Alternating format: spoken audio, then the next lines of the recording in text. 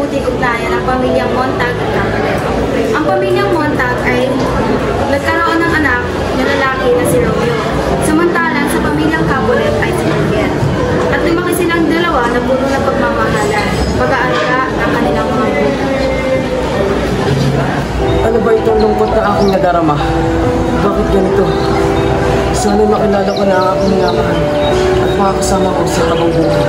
Sa pag-iisa ni Juliet, kinakausap niya rin ang kanyang sarili. Ano ba ito?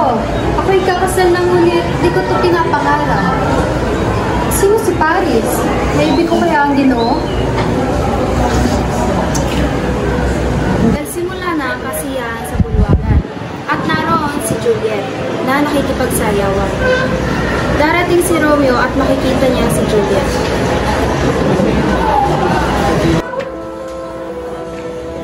Okay, ganda ng binibini at ako'y nabighani. Masyado ko nararamdaman. Ngunit hindi na ipaliwanag. Ang puso na ba'y hindi minamahal na? Aba, ba't ka na pa rito? Ikaw ay isang Montag. Alitan ng aking mga angkan. Dapat kang mamatay. Bakit tayo tumakit? Anong nangyayari dito? Tiyo, siya ay isang Montag. Dapat siyang mamatay. Siya ba ang batang bungalang Romeo? Oo nga, siya nga ang bunong Romeo. Nang umalis si Tibal, nagtagpo ang mata ni Romeo at ni Juliet. May dumi ba ang aking mukha? Ikaw ay nararapat lamang titigan dahil ang puso ko ay puno ng kasiyahan. Maaari ko bang mahalikan ng iyong kamay, Binibini? Kung gayon, nasa aking kamay ang salang sa iyo'y nakuha. Salambuhat sa labi ko? O salammalambing ang iyong binanggit? Ang sala ko'y muling ibalik.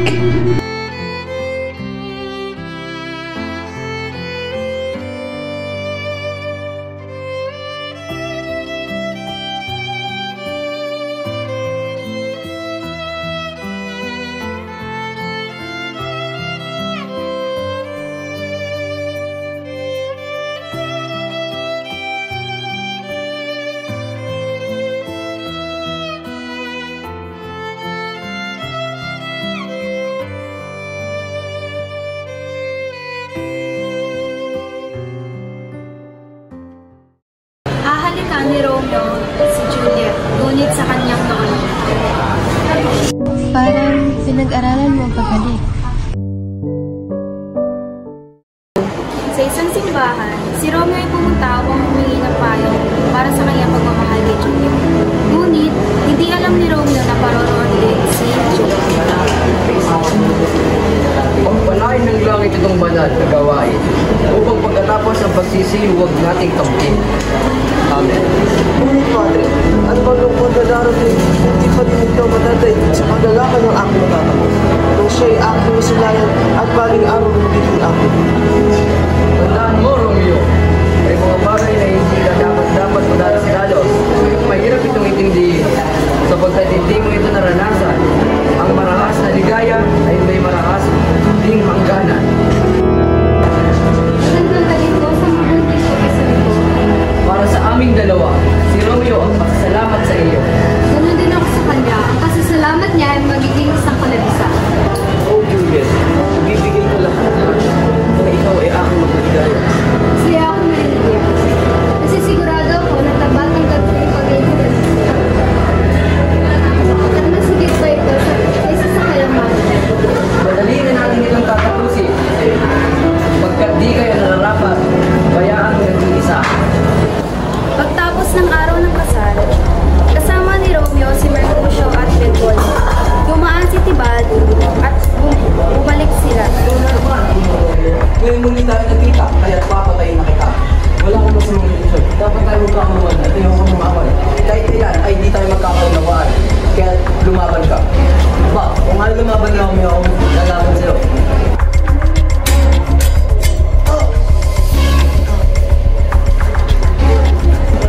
Pusyo! Isa kang halimaw! Dapat ka rin mamatay!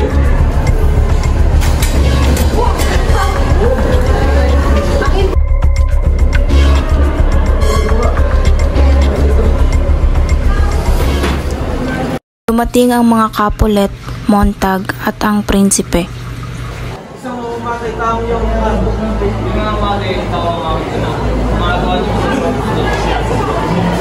Tama na. Bang bunod-dulo. Bakit namatay si Ivan? Mahal ko, Prinsipe, hayaan niyo po ako magpaliwanag. Kami na Romeo at Medusa ang magkakasama. Dahil ka muna ng araw si Ivan. Hindi kaya na para ni Romeo si Ivan, kaya na si Medusa ang lumabal at napagdang ito ng Ivan. Dahil sa galit ni Romeo, kinuha niya yung espada at saka napatay mo si Ivan. Saka tumakbo. Yun ang kunin nila. At pinuntahan ni Romeo si Juliet.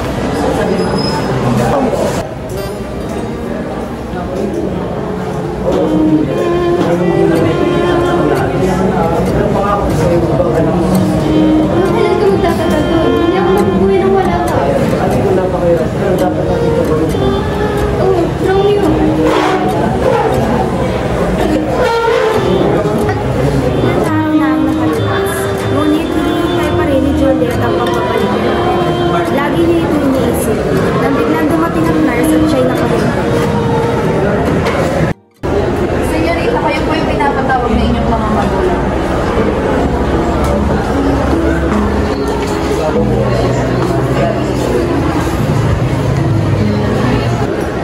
Sige, maaari ka na makaalis. Anak, nararamdaman ko ang labis ng pagkalungkot dahil sa pagkamatay ng iyong pinsan. Upang ikay aming mapaligaya at makalimutan mo ang mga nakakabagot na pangyayaring iyon, ikay ipapakasal namin. Ano? Ako ipapakasal niyo sa hindi ko naman mahal? Pero matutulong mo din naman siya naman sa akin. Hindi ako magpapakasal. Ayaw at gusto mo, ikay magpapakasal, naiintindihan mo? Ayoko! Ayoko! Hindi niyo ako mahal. Punta si Juliet sa simbahan para maikumpasal ang mga pangyayari. Pati ito ang iyong paghihinagpis, sapagkat kailangan ko itong gawin na ipakasal ka kay Paris sa darating na bayan.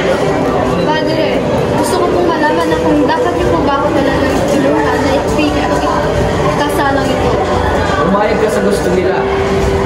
Ngunit bukas ng gabi ay mahiga ka at inumin mo ang garapang ito. Ikaw ay aantukin at makakatulog nang wala tibok ang iyong pulso. Gagawin ko po. Maraming salamat po, Padre. Dumating si Baltazar mula sa Verona, dala ang masamang balita.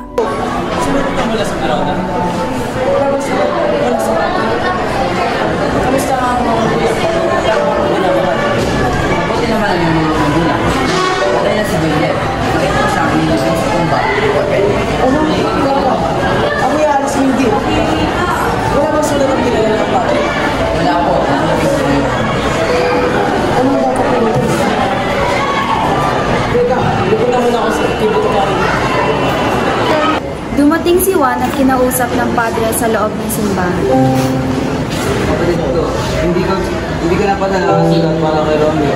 Mabilis agad pinalabas. Kahit mabilis dumating ang mga kaaway. Sinong nagsabi kay Romeo? Wala akong mapagdala nito. Nako, masamang kapalaran. Meron pa naman itong nilalaman na mahalagang bagay. Sa pagbisiting lahat sa libingan ni Juliet, ay nakita nila na hindi ito nag-iisa. Magkayakap kahit sila